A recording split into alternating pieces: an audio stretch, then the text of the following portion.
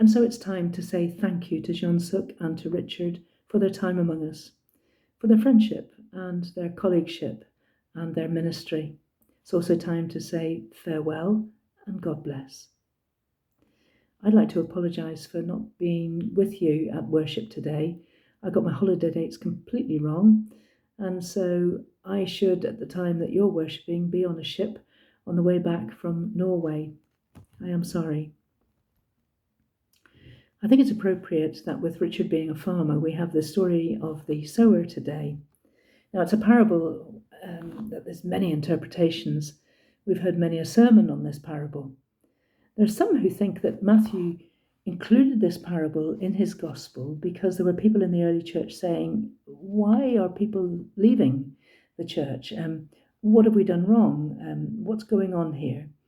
And that Matthew included this to say, well, this is our reality. It's the reality that some people come to faith and they quickly leave.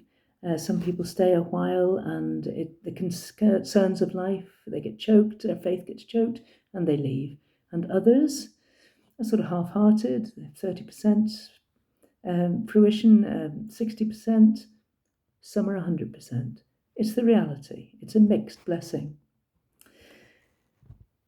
I listen to this story and I'm reminded that as followers of Jesus and as his servants, his ministers, part of our calling is sowing the seeds, broadcasting them as the sower in this parable. And the seeds for me are the words and the ways and the mysteries of God. Part of the work that Richard does at the moment and will continue to do in retirement is that of being chaplain to farmers. He goes to market and makes himself available. Wonderful commodity to offer to people, time to listen, time for conversation.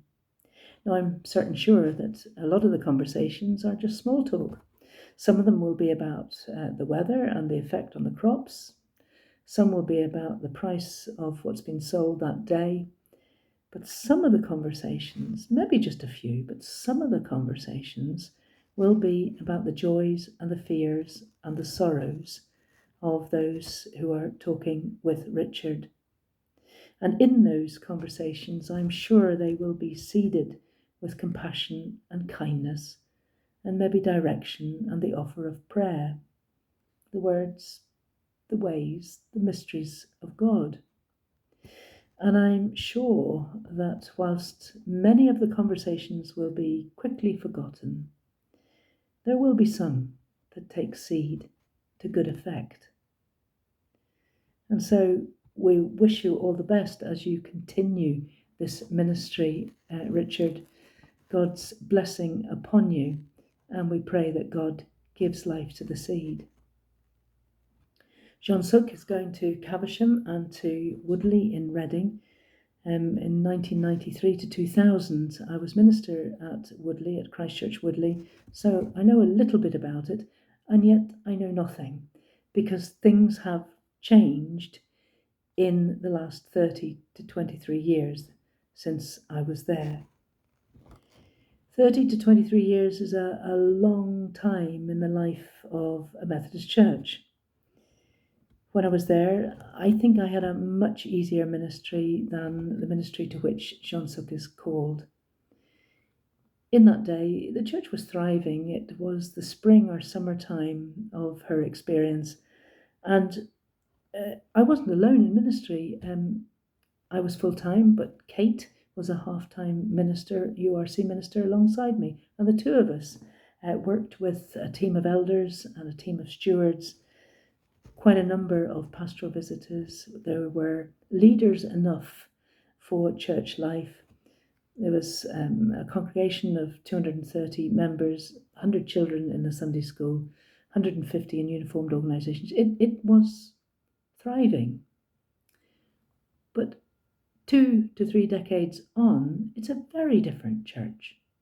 And it's much more like the churches that most of us, I imagine, are experiencing at this time. Churches which, over the last 2 to 3 decades, have become smaller in number, and where the age profiles have risen as the children's work gets and young people's work gets less, so the age profiles have risen, where it's harder to find people to take on the roles because the pool from which to choose has got that bit smaller. And so it's a very different church that Jean Suk goes to. So what is she to do, and what are we to do, all of us, as we are in churches which are very different from what they were 20 to 30 years ago? Are we just to abandon hope? Are we to live in the shadow of the grandeur of the past, even if it's exaggerated in our memories? Are we to become demoralized by that looking backwards and worn down?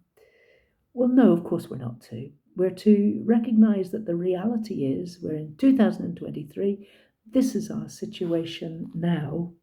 And perhaps we would be well placed to remember the wisdom of people like Mother Teresa, who said that we are called not to succeed, but to be faithful. We're called not to succeed, but to be faithful.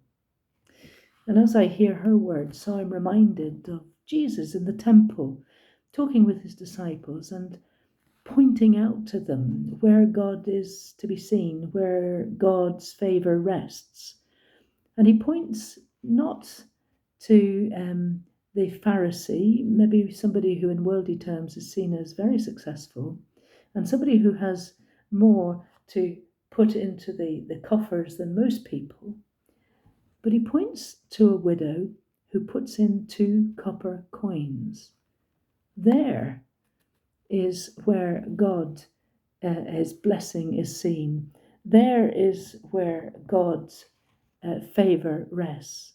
He points to that woman, that faithful woman, putting in her 2 copper coins. We're called not to succeed, we're called to be faithful. I hope that for you, Jean Suk, you will enjoy your appointment at Christchurch every bit as much as I did. There's some fantastic people there, lovely people. I was at a funeral there recently, attending a funeral of a man that was a bit of a saint. And I caught up again with people that I've kept in touch with over the years, but some fantastic followers of Christ, some fantastic people. And I hope you get to know them well and that you come to love them in the way that I have. But Richard, Jean Suk, we remember that being a minister and ministering isn't easy. We are called to be broadcasters, to be sowers of the things of God, but it isn't easy. But we are to live as faithful servants, forgetting about whether it's successful or not. I don't think there's much we can do about that. It's God who gives life to the seed. We're called to be faithful. So, Jean Suk and Richard, farewell, good velsigne. Now, for those of you who have no Norwegian, I just looked up those 3 words in Google Translate, and they mean farewell, God bless.